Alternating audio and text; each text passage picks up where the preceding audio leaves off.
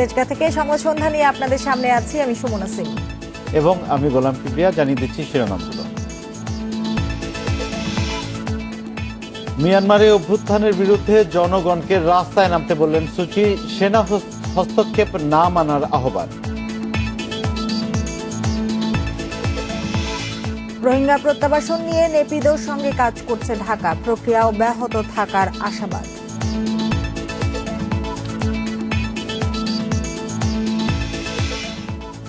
দেশে করোনায় একদিনে আরো 10 জনের মৃত্যু, নতুন শনাক্ত 443, শনাক্তের হার 3.55%।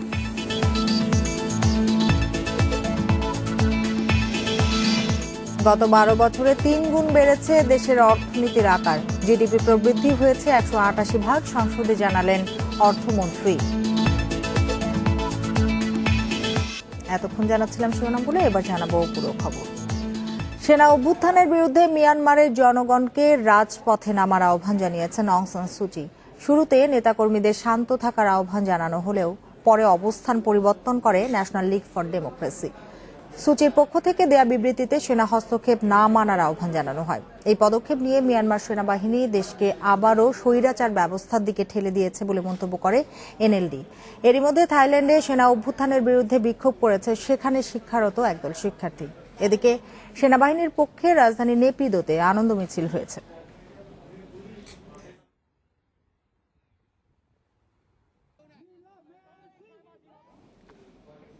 এর আগে সু চিকে আটকের পর মিয়ানমারে 1 বছরের জরুরি অবস্থা ঘোষণা করে সেনাবাহিনী। আটক হয়েছেন প্রেসিডেন্ট উইন মিন্ট সহ ক্ষমতাসীন দলের শীর্ষ নেতারা। স্থগিত রয়েছে ব্যাংকিং সেবা এবং বিমান চলাচল।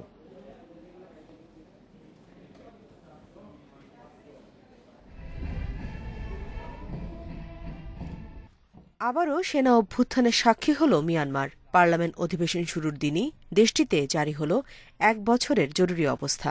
সেনাপ্রধান মিন অং হাইংয়ের কাছে ক্ষমতা হস্তান্তর করেছে সেনাবাহিনী। 10 বছর পর আবারও আটক হলেন মিয়ানমারের স্টেট কাউন্সিলর অং সান সু চি। আটক হয়েছেন দেশটির প্রেসিডেন্ট উইন মিন্ট। বিবিসি জানিয়েছে বিভিন্ন রাজ্যের মুখ্যমন্ত্রীদেরও আটক করেছে মিয়ানমারের সেনাবাহিনী। তাদের বিরুদ্ধে নির্বাচনে কারচুপির অভিযোগ তোলা হয়েছে। রাজধানীসহ গুরুত্বপূর্ণ শহরে মোতায়েন করা হয়েছে সেনা। নেপিদোতে বন্ধ রয়েছে টেলিফোন, ইন্টারনেট সেবা, হচ্ছে না টেলিভিশন ও রেডিওর সম্প্রচার। একদিন আগেই মিয়ানমারে অভ্যুত্থানের আশঙ্কা উড়িয়ে দিয়ে সংবিধান মেনে চলা ও আইন অনুযায়ী কাজ করার প্রতিশ্রুতি দেয় দেশটির সেনাবাহিনী। এরপরই নেওয়া হলো এমন পদক্ষেপ। শুক্রবার মিয়ানমারে সেনা অভ্যুত্থানের শঙ্কা প্রকাশ করে বিবৃতি দেয় জাতিসংঘ, ইউরোপীয় ইউনিয়ন সহ পশ্চিমা বিশ্ব। দেশটিতে গত 8 নভেম্বরের নির্বাচনের পর বেসামরিক সরকারের সঙ্গে সেনাবাহিনীর উত্তেজনা বাড়তে থাকে। নির্বাচনে সু চির দল সংখ্যাগরিষ্ঠতা পেলেও তা মানতে নারাজ সেনাবাহিনী সমর্থিত দল union solidarity and development party. Vote জালিয়াতির অভিযোগ তোলে তারা। 2011 সালে দীর্ঘ 50 বছরের সেনা শাসনের অবসান ঘটিয়ে গণতন্ত্রের পথে ফেরে মিয়ানমার, কিন্তু দেশটির পার্লামেন্টের 25% সেনাবাহিনীর হাতে রয়েছে। Nusrat Jerin, independent news. মিয়ানমারে গণতান্ত্রিক স্থিতিশীলতা দেখতে চায় বাংলাদেশ। পররাষ্ট্র মন্ত্রণালয়ের বিবৃতিতে আরও বলা হয়েছে, রোহিঙ্গা প্রত্যাবাসন প্রক্রিয়া অব্যাহত রাখার বিষয়ে আশাবাদী ঢাকা। স্বরাষ্ট্রমন্ত্রী আসাদুজ্জামান খান জানিয়েছেন, সেনা অভ্যুত্থান দেশটির অভ্যন্তরীণ বিষয়, তবে সীমান্তে সতর্ক অবস্থানে রয়েছে বাংলাদেশ। বিশ্লেষকদের শঙ্কা, মিয়ানমারের চলমান অস্থিরতায় পিছিয়ে যেতে পারে পুরো প্রত্যাবাসন প্রক্রিয়া। কোনো অগণতান্ত্রিক প্রক্রিয়া সমর্থন করে না বাংলাদেশ। তাই মিয়ানমারের সেনা অভ্যুত্থানের ঘটনায় দেশটিতে গণতান্ত্রিক প্রক্রিয়া ও সাংবিধানিক ব্যবস্থা অব্যাহত রাখার আহ্বান জানিয়ে বিবৃতি দিয়েছে পররাষ্ট্র মন্ত্রণালয়। সামরিক শাসন আমরা পছন্দ করি না, আমরা চাই গণতান্ত্রিক সরকার ব্যবস্থা। তবে এটাও সত্য যে মায়ানমার তো সারা জীবনই সামরিক শাসনের মধ্যেই ছিল, সেই 62 সাল থেকে। সুতরাং তাদের তো এটা একটা স্বাভাবিক পরিস্থিতি। পররাষ্ট্রমন্ত্রী এ কে আব্দুল মোমেন বলেন, এর আগেও সামরিক সরকারের আমলে আশ্রয় নেয়া কিছু রোহিঙ্গাকে ফিরিয়ে নিয়েছিল নেপিদো। তাই ক্ষমতার পালা বদলের প্রভাব রোহিঙ্গা প্রত্যাবাসন প্রক্রিয়াকে বাধাগ্রস্ত করবে না বলেও আশা বাংলাদেশের। আমরা সারা মিয়ানমার সরকারের সাথে আলাপ করেছি, কোনো ব্যক্তি বিশেষের সাথে আলাপ করি। সুতরাং আমাদের এই প্রসেস চলমান। স্বরাষ্ট্রমন্ত্রী জানান, বাংলাদেশ মিয়ানমার সীমান্তে সতর্ক অবস্থানে আছে নিরাপত্তা বাহিনী। আপাতত সীমান্তে বাড়তি নিরাপত্তার কোনো পরিকল্পনা নেই। সীমান্ত আমাদের সঠিকভাবেই আছে, আমাদের এখানে আর্মিও আছে, বিজিবি আছে, সবই সতর্কতায় আছে। মিয়ানমারের বর্ডারে আমরা সবসময় সতর্ক আছি। রোহিঙ্গা প্রত্যাবাসন প্রক্রিয়া নিয়ে এ মাসেই ঢাকা নেপিতর বৈঠকের কথা রয়েছে। অভ্যুত্থানের পর দেশটিতে 1 বছরের জরুরি অবস্থা। রোহিঙ্গা প্রত্যাবাসন ঝুলিয়ে রাখার অজুহাত হতে পারে বলেও শঙ্কা বিশ্লেষকদের। তৎকালীন সামরিক সরকার কিন্তু জেনোসাইড জেনোসাইডাল গভর্নমেন্ট হিসেবে আইডেন্টিফাইড হয়নি, সুতরাং প্রেক্ষাপটটা একটু ভিন্ন। যেহেতু রোহিঙ্গা আমাদের জন্য আমাদের একটা বার্নিং ইস্যু আছে তাদের সাথে, সেই বার্নিং ইস্যুটা রিজলভ করার জন্য আমাদের খুব ট্যাক্টফুলি তাদের সাথে একটা সম্পর্ক বজায় রেখে চলতে হবে। সেনাবাহিনী সরাসরি ক্ষমতায় আছে নাকি পেছন থেকে কলকাঠি নাড়ছে, তাতে করে রোহিঙ্গা প্রসঙ্গে খুব বড় কোনো পরিবর্তন আমি মনে করছি না। পরিস্থিতি যাই হোক না কেন, রোহিঙ্গা সংকট সমাধানে মিয়ানমারের ওপর আন্তর্জাতিক চাপ অব্যাহত রাখার পরামর্শ দিচ্ছেন বিশ্লেষকেরা। Nafiza Dubla, Independent News, Dhaka. মিয়ানমারের সামরিক অভ্যুত্থানের নিন্দা জানিয়েছে যুক্তরাষ্ট্র, অস্ট্রেলিয়া এবং জাতিসংঘ। সেই সাথে অং সান সুচি সহ গ্রেপ্তার হওয়া সবাইকে মুক্তি দিতে সেনাবাহিনীর প্রতি আহ্বান জানিয়েছে যুক্তরাষ্ট্র। নির্বাচনে জালিয়াতির অভিযোগে সোমবার ভোরে সেনা অভ্যুত্থানের মাধ্যমে ক্ষমতা দখল করে মিয়ানমার সেনাবাহিনী। আটক হন অং সান সুচি এবং প্রেসিডেন্ট সহ বেশ কয়েকজন শীর্ষ নেতা। 1 বছরের জন্য জারি করা হয় জরুরি অবস্থা। এ ঘটনায় উদ্বেগ প্রকাশ করেছে যুক্তরাষ্ট্রসহ বিভিন্ন দেশ এবং জাতিসংঘ। নিন্দা জানায় মানবাধিকার সংস্থাগুলো। হোয়াইট হাউসের মুখপাত্র জেন সাকি জানান, মিয়ানমারের সাম্প্রতিক নির্বাচনের ফল পরিবর্তনের চেষ্টা অথবা গণতান্ত্রিক উত্তরণের প্রতিবন্ধকতা তৈরির যেকোনো চেষ্টার বিরোধিতা করে যুক্তরাষ্ট্র। এসব পদক্ষেপ বাতিল করা না হলে দায়ীদের বিরুদ্ধে ব্যবস্থা নেওয়া হবে বলেও হুঁশিয়ারি দেন তিনি। মিয়ানমারের পরিস্থিতি সম্পর্কে প্রেসিডেন্ট জো বাইডেনকে অবহিত করা হয়েছে বলেও জানান সাকি। এদিকে মিয়ানমারের ঘটনায় অস্ট্রেলিয়া বেশ উদ্বিগ্ন বলে এক বিবৃতিতে জানিয়েছেন দেশটির পররাষ্ট্রমন্ত্রী। সেই সাথে ভোটের ফলাফলকে সম্মান জানিয়ে সুচিকে মুক্তি দেওয়ার আহ্বান জানান তিনি।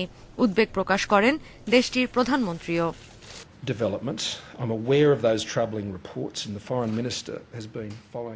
যা হচ্ছে তা খুবই উদ্বেগজনক। আমরা গত শুক্রবারই বলেছি, নির্বাচনের ফলাফল পরিবর্তনের যে কোনো চেষ্টার বিরোধিতা করি এবং সব দল যেন গণতান্ত্রিক নিয়ম মেনে চলে সেই আশা করি। এদিকে এই ঘটনার নিন্দা জানিয়েছে মানবাধিকার সংস্থা হিউম্যান রাইটস ওয়াচ। সেই সাথে বিশ্ব নেতাদের এর বিরুদ্ধে পদক্ষেপ নিতে আহ্বান জানিয়েছে সংস্থাটি। মিয়ানমার সেনাবাহিনীকে অবিলম্বে সূচি সহ শীর্ষ নেতাদের মুক্তি দিতে হবে। তাদের অবৈধভাবে আটক করা হয়েছে। আমরা অধিকার কর্মী এবং সেনাবাহিনীর যেসব সমালোচককে আটক করা হয়েছে তাদের নিরাপত্তা নিয়ে উদ্বিগ্ন।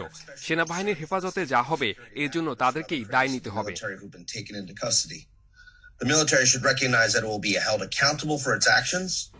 অং সান সুচি এবং প্রেসিডেন্টকে গ্রেপ্তারের পর মিয়ানমারের সেনা অভ্যুত্থানের ঘটনায় বেশ জোরালোভাবেই নিন্দা প্রকাশ করেছেন জাতিসংঘের মহাসচিব Antonio Guterres. Sadia Afrin, independent news. এবার অন্যান্য প্রসঙ্গ। দেশে করোনায় আরও 10 জনের মৃত্যু হয়েছে, এর মধ্যে পুরুষ 9 এবং নারী 1 জন। এ নিয়ে মোট প্রাণহানি হল 8,137 জনের। 206টি ল্যাবে 24 ঘন্টায় 12,475 নমুনা পরীক্ষায় করোনা শনাক্ত হয়েছে 443 জনের। পরীক্ষা বিবেচনায় শনাক্তের হার 3.55%। সোমবার স্বাস্থ্য অধিদপ্তরের বিজ্ঞপ্তিতে আরও জানানো হয়, দেশে মোট করোনা আক্রান্তের সংখ্যা দাঁড়ালো 5,35,582 জনে। সুস্থ হয়েছেন আরও 472 জন। এ নিয়ে মোট সুস্থ 4,80,216 জন। করোনার নতুন ভাইরাসের সম্পূর্ণ জিনোম সিকোয়েন্স দেশে শনাক্ত করার দাবি করেছে গণস্বাস্থ্য RNA molecular diagnostics and research centre. সোমবার রাজধানীর ধানমন্ডিতে গণস্বাস্থ্য নগর হাসপাতালের মিলনায়তনে এক সংবাদ সম্মেলনে এ দাবি করা হয়। দ্রুত ভ্যাকসিনের ব্যবস্থা করতে পারায় সরকারের প্রশংসা করে কোভিডের এ ধরনের মারাত্মক মিউট্যান্টের বিকাশ যেন না হতে পারে সেজন্য সারা দেশকে দ্রুত টিকার আওতায় আনার তাগিদ দেওয়া হয়। কোভিড কেন্দ্রিক গবেষণায় সরকারি সহায়তার দাবি করে সংবাদ সম্মেলনে বলা হয়, সরকারি সহায়তা পেলে কোভিডের সব ধরনের ভ্যাকসিন 6 মাসের মধ্যে দেশেই তৈরি করা সম্ভব।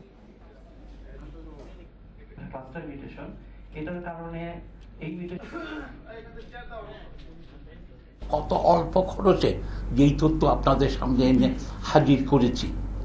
সরকার যদি এই দিকে একটু নজর দেয়, আমাদের প্রত্যেকটা পাবলিক ইউনিভার্সিটি ভালো গবেষণা করতে পারবে। এই ইয়াং যে গবেষকরা আছে তাদের ভিত তাদের তৈরি হয়ে গেছে, এখন তাদেরকে গবেষণাটা করার সুবিধাটা করে দিতে হবে। রাষ্ট্রের আমাদের প্রত্যেকের সুবিধার্থে, প্রত্যেকের মঙ্গলার্থে এই গবেষণাটা করা প্রয়োজন। ভারতের উপহারের করোনা টিকা দেওয়া হচ্ছে ঢাকায়, বরাদ্দ 6,48,000। এর মধ্যে 4,48,000 রাজধানীর জন্য। স্বাস্থ্য অধিদপ্তর বলছে, মফস্বল এলাকায় নিবন্ধনে জটিলতা হলে ইউনিয়ন তথ্য কেন্দ্র সহায়তা করবে।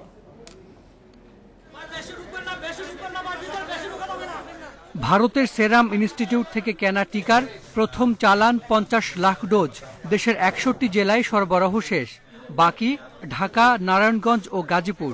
উপহারের 20 লাখ থেকেই 9,84,000 টিকা বরাদ্দ এই 3 জেলার জন্য।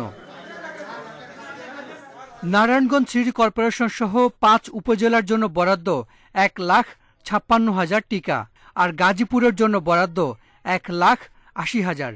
এর মধ্যে গাজীপুর সিটি কর্পোরেশন পাচ্ছে 57,360 ডোজ। ঢাকা জেলা ও 2 সিটি কর্পোরেশনের জন্য বরাদ্দ 6,48,000।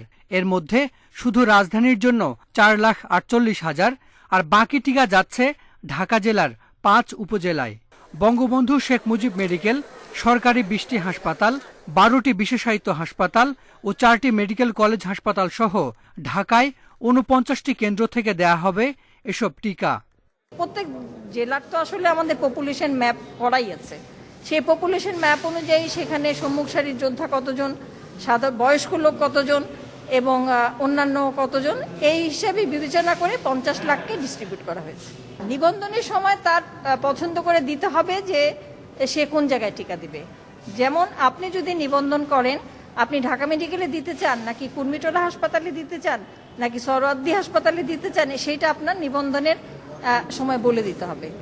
টিকা নিতে 5 ফেব্রুয়ারির মধ্যে নিবন্ধন করতে সরকারের পক্ষ থেকে নির্দেশনা দেওয়া হয়েছে, কিন্তু নিবন্ধন করতে সুরক্ষার ওয়েবসাইটে জটিলতা কাটেনি। এক্ষেত্রে ইউনিয়ন পর্যায়ে তথ্য কেন্দ্রের সহায়তা নিতে বলছে স্বাস্থ্য বিভাগ। যারা ইয়েতে রেজিস্ট্রেশন করতে পারছে না বা স্মার্টফোনে যেতে পারছে না, তাহলে পরে তাদের পক্ষ থেকে আমাদের লোকজন একেবারে ইউনিয়ন পর্যায় পর্যন্ত তারা এই রেজিস্ট্রেশনটা করার জন্য সহায়তা করবেন। চূড়ান্ত প্রস্তুতি নিতে সারা দেশের সিভিল সার্জন, হাসপাতালের পরিচালক, উপজেলা পর্যায়ের কর্মকর্তাদের সঙ্গে বৈঠক করেছে স্বাস্থ্য অধিদপ্তর। 10 ফেব্রুয়ারি পর্যন্ত স্বাস্থ্য কর্মকর্তা কর্মচারীদের জরুরি প্রয়োজন ছাড়া ছুটিতে না যাওয়ার নির্দেশনা দেওয়া হয়েছে। Hasan Misbah, independent News, Dhaka. জরুরি প্রয়োজন ছাড়া ছুটিতে না যাওয়ার নির্দেশনা দেওয়া হয়েছে। Hasan Misbah, independent News, Dhaka. সংবাদ সন্ধ্যায় এ পর্যায়ে নিচ্ছি বিরতি। ফিরবো অন্যান্য প্রসঙ্গে। বিরতির পর ফিরে এলাম সংবাদ সন্ধ্যায়। যাচ্ছি পরের প্রসঙ্গে। বঙ্গবন্ধুকে নিয়ে নতুন 2টি বইয়ের মোড়ক উন্মোচন করেছেন প্রধানমন্ত্রী শেখ হাসিনা। দুপুরে জাতীয় সংসদ ভবনে প্রধানমন্ত্রীর কার্যালয়ে বই 2টির মোড়ক উন্মোচন করেন তিনি। এর মধ্যে বঙ্গবন্ধু শেখ মুজিবুর রহমান জনক আমার নেতা আমার নামের বইটি প্রকাশ করেছে চারুলিপি প্রকাশনী। এই বইটি মূলত প্রধানমন্ত্রী শেখ হাসিনার বিভিন্ন লেখার সংকলন। জয় বাংলা নামের অপর বইটির ভূমিকা লিখেছেন বঙ্গবন্ধু কন্যা। বইটিতে স্বাধীনতার আগের 1970 সাল থেকে বঙ্গবন্ধুর মৃত্যু পর্যন্ত বিভিন্ন গণমাধ্যমে দেয়া জাতির পিতার সাক্ষাৎকার প্রকাশ করা হয়েছে। এসব সাক্ষাৎকার সম্পাদনা এবং সংগ্রহ করেছেন সাবেক শিক্ষামন্ত্রী নুরুল ইসলাম নাহিদ এবং কবি ও লেখক পিয়াস মুজিদ।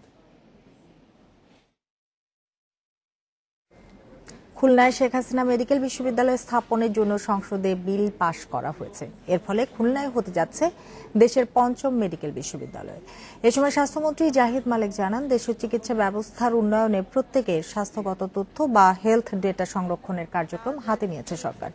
সকালে স্পিকার শিরিন শারমিন চৌধুরীর সভাপতিত্বে বসে জাতীয় সংসদের অধিবেশন। দিনের শুরুতেই শেখ হাসিনা মেডিকেল বিশ্ববিদ্যালয় খুলনা বিল 2021-এর ওপর বেশ কিছু সংশোধনী প্রস্তাব এনে আলোচনা করেন সংসদ সদস্যরা। পরে সর্বসম্মতিতে পাশ হয় বিলটি। এ সময় স্বাস্থ্যমন্ত্রী বলেন, চিকিৎসক সুরক্ষা আইন পাশ করতে শিগগিরই পার্লামেন্টে উত্থাপন করা হবে। এছাড়া করোনার ভ্যাকসিন নিয়ে জানান, চুক্তি অনুযায়ী ভারত সরকারের দামেই বাংলাদেশকে টিকা দিতে বাধ্য সেরাম ইনস্টিটিউট। জাতীয় চার নেতা তাদেরকে কারার অন্তরালে না জয়যুক্ত হয়েছে না। মাত্র 12 বছরে দেশের অর্থনীতির আকার 3 গুণ বেড়ে 33,000 কোটি ডলার ছাড়িয়েছে।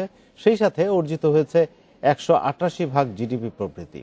সোমবার সংসদে দেশের অর্থনৈতিক অগ্রগতির বিভিন্ন দিক তুলে ধরেন অর্থমন্ত্রী আ.হ.ম মুস্তফা কামাল। তিনি জানান, দেশের শেয়ার বাজারে মূলধনের পরিমাণ 4 গুণ বেড়েছে, আর দৈনিক গড় লেনদেন 28 কোটি থেকে বেড়ে হয়েছে 648 কোটি টাকা। 2008 সালে দেশের জিডিপির আকার ছিল 9,100 কোটি ডলার। মাত্র 12 বছরে তা বেড়ে দাঁড়িয়েছে 33,000 কোটি ডলারে। সোমবার সকালে জাতীয় সংসদের 11তম অধিবেশনে রাষ্ট্রপতির ভাষণের উপর ধন্যবাদ প্রস্তাবের বক্তব্যে এসব তথ্য তুলে ধরেন অর্থমন্ত্রী আ.হ.ম মুস্তফা কামাল। যুক্তরাজ্যের গবেষণা প্রতিষ্ঠান CEBR জানিয়েছে, 2035 সালের মধ্যে বাংলাদেশ হবে বিশ্বের 25তম অর্থনীতির দেশ। তখন দেশের অর্থনীতির আকার 1.2 ট্রিলিয়ন ডলার হবে বলে আশা অর্থমন্ত্রীর। 2001 থেকে 2006 সাল পর্যন্ত জিডিপিতে গড় প্রবৃদ্ধি ছিল 5.6%। বিগত 5 বছরে গড় ছিল 7.4%। করোনার আগে 2018-19 অর্থবর্ষে তা বেড়ে 8.15% হয়েছিল। করোনাকালে বিশ্ব পুঁজিবাজারে ব্যাপক দরপতন হলেও সরকারের সময়োপযোগী পদক্ষেপে দেশের বাজারে মূল্যসূচক বেড়েছে 27%। এছাড়াও গত 12 বছরে পুঁজিবাজারের মূলধন 1,04,000 কোটি টাকা থেকে বেড়ে দাঁড়িয়েছে 4,48,000 কোটি টাকায়। 2008 সালে পুঁজিবাজারের মার্কেট ক্যাপিটালাইজেশন ছিল 1,04,000 কোটি টাকা, যা এখন 4.5 গুণ বৃদ্ধি পেয়ে 4,48,000 কোটি টাকায় দাঁড়িয়েছে। দৈনিক গড় লেনদেন যেখানে ছিল 28 কোটি টাকা, এখন তা বেড়ে 648 কোটি টাকা দাঁড়িয়েছে। কৃষির বহুমুখীকরণ এবং খাদ্যের স্বয়ংসম্পূর্ণতা অর্জনকে সরকারের সবচেয়ে বড় অর্জন বলে জানান অর্থমন্ত্রী। তিনি বলেন, বিশ্বে বর্তমানে চাল উৎপাদনে 3য় অবস্থানে বাংলাদেশ। বছরে উৎপাদন হয় 3,65,00,000 টন চাল। কপ্তিয়া মুমতাহানা, ইন্ডিপেন্ডেন্ট নিউজ, ঢাকা। সংবাদ সন্ধ্যায় আবার একটু বিরতি। ফিরে এসে অন্যান্য খবরের সাথে আরো যা থাকছে। 1,500 গ্রাহকের গ্যাস বিলে 10 কোটি টাকা নিয়ে লাপাত্তা মিরপুরের একটি প্রতিষ্ঠান। ব্যাংকের নাম ব্যবহার করে জালিয়াতি।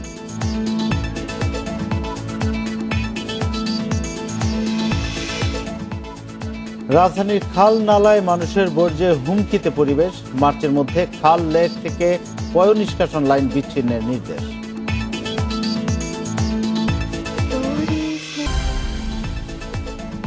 স্বাগত আরেকবার, দেখছেন সংবাদ সন্ধ্যা। জানাবো আরো কিছু খবর।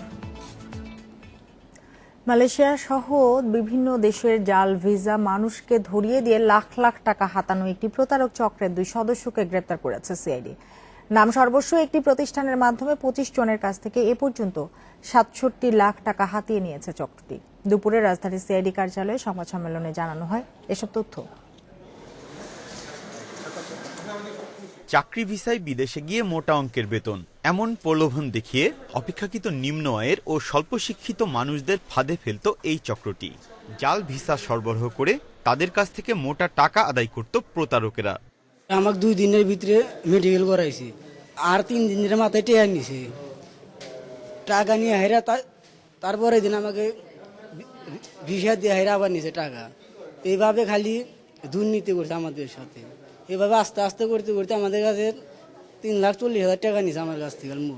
SM এন্টারপ্রাইজ নামে নাম সর্বস্ব প্রতিষ্ঠান খুলে ভুয়া বিএমইটি ছাড়পত্র, ভুয়া টিকিট ও ভিসা ধরিয়ে দিয়ে ধাপে ধাপে টাকা নিত চক্রটি। তবে প্রতারণার শিকার 25 ভুক্তভোগী মামলা করলে তদন্তে নামে সিআইডি। আটক করে 2 জনকে।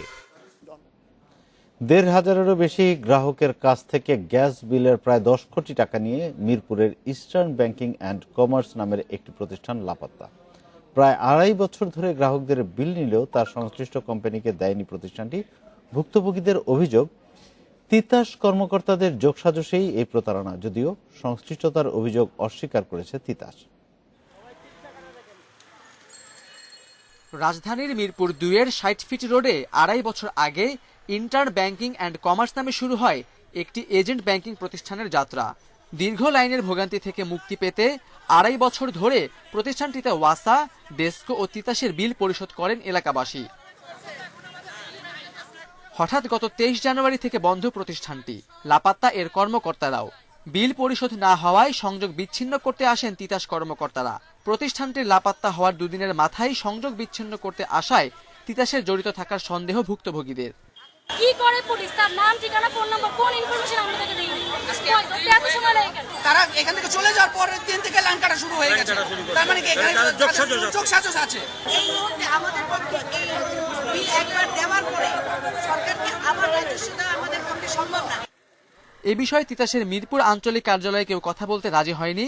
তবে মুঠোফোনে তিতাসের মহাব্যবস্থাপকের দাবি, প্রতিষ্ঠানটির সঙ্গে তাদের কোনো সংশ্লিষ্টতা নেই। আমাদের আবাসিকের নোটিশ যায় না, এভাবে লাখ লাখ গ্রাহক পর্যন্ত নোটিশ দিবে। আমার সাধারণত শিল্প বাণিজ্য গুলোতে নোটিশ সেদিনই যে যায় না, ওটা আমাদের এখন একটা প্রোগ্রাম চলে, ক্লাস প্রোগ্রাম চলছে, ওই হিসাবে আর কি। এখন সব জায়গায় মাইকিং চলছে, বিচ্ছিন্ন চলছে, বিভিন্ন কার্যক্রম চলছে না। আমাদের ভাষ্য হইলো তারা ওটা আমাদের অনুমোদিত ব্যাংক না, তারা ওখানে গেল কেন। এদিকে বিল নেওয়ার সময় মার্কেন্টাইল ব্যাংকের সিল সহ সংশ্লিষ্ট বিলের রসিদ সরবরাহ করত intern banking and commerce. Mercantile bank বলছে তাদের নাম ব্যবহার করে জালিয়াতি করেছে প্রতিষ্ঠানটি।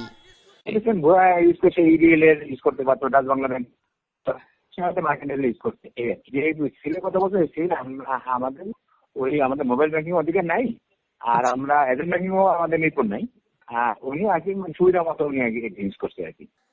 ইন্টার্ন ব্যাংকিং অ্যান্ড কমার্স নামের ওই প্রতিষ্ঠানের মালিক ওমর ফারুককে তার মিরপুরের বাসায় গিয়েও পাওয়া যায়নি। এই প্রতারক চক্রকে দ্রুত আইনের আওতায় আনার দাবি ভুক্তভোগীদের। Khaled Raihan, Independent News, Dhaka. নিষ্কাশন ব্যবস্থা না থাকায় রাজধানীর খালে ড্রেনে সরাসরি মিশছে মানুষের বর্জ্য। এতে মারাত্মক হুমকির মুখে পড়ছে পরিবেশ। আগামী 31শে মার্চের মধ্যে ঢাকা উত্তরের সব বাসা ও প্রতিষ্ঠানের পয় নিষ্কাশন লাইন খাল ও লেক থেকে বিচ্ছিন্ন করতে বলেছে, না হলে এপ্রিল থেকে আইনানুগ ব্যবস্থা নেওয়ার হুঁশিয়ারি দেওয়া হয়েছে। রাজধানীর মোহাম্মদপুরের রামচন্দ্রপুর খাল, আশপাশের প্রতিটি বাসাবাড়ি থেকে মানুষের বর্জ্য এসে মিশছে খালের সাথে। এতে দূষিত হচ্ছে পানি, হুমকির মুখে পড়ছে পরিবেশ।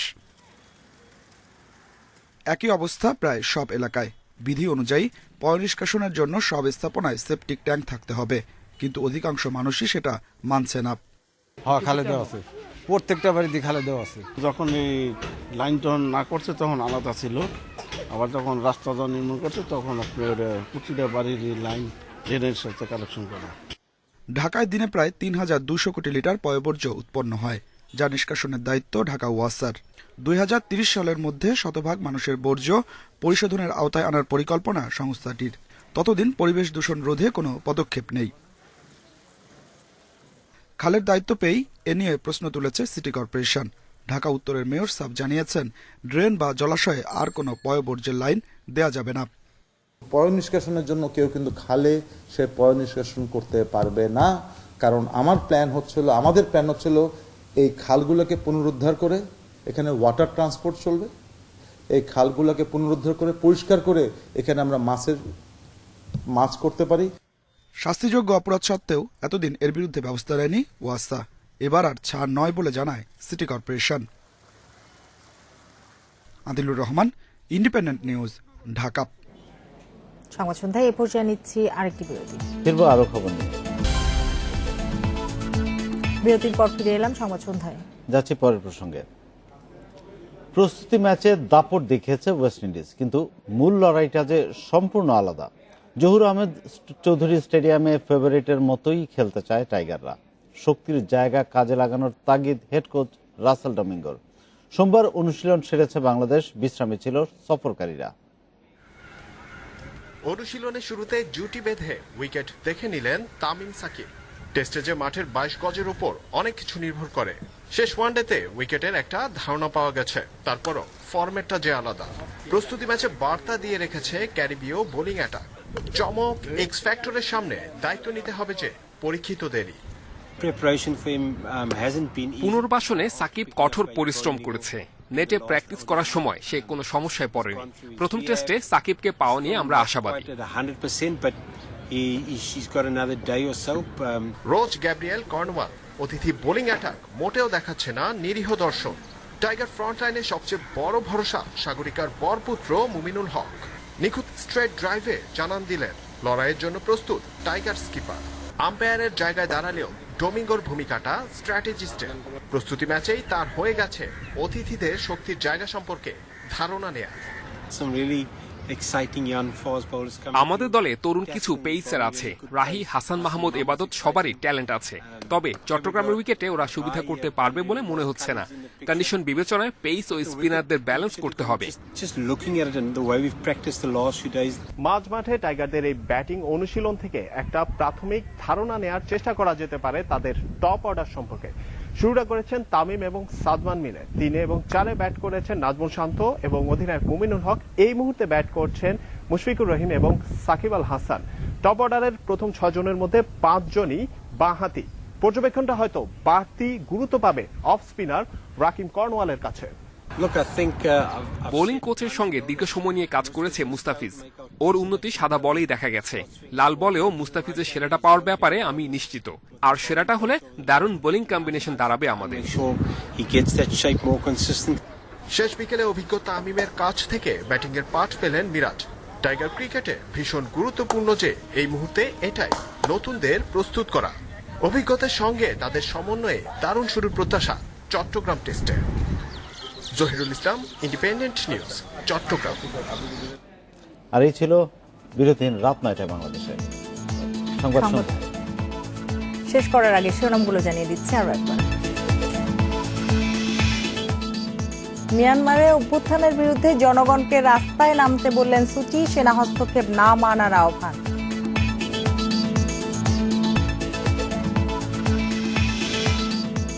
রোহিঙ্গা প্রত্যাবাসন নিয়ে নেপিদের সঙ্গে কাজ করছে ঢাকা, প্রক্রিয়া অব্যাহত থাকার আশাবাদ।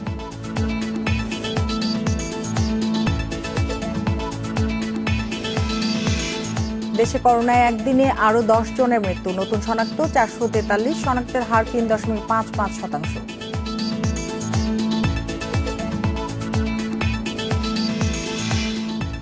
গত 12 বছরে 3 গুণ বেড়েছে দেশের অর্থনীতির আকার, জিডিপি প্রবৃদ্ধি হয়েছে 188 সংসদে জানালেন অর্থমন্ত্রী। আর এই ছিল সংবাদ সন্ধ্যার আয়োজনে। ইন্ডিপেন্ডেন্ট টেলিভিশনের সব খবর আরো বিস্তারিত জানতে চোখ রাখুন ফেসবুক, ইউটিউব এবং টুইটারে। ধন্যবাদ সবাইকে।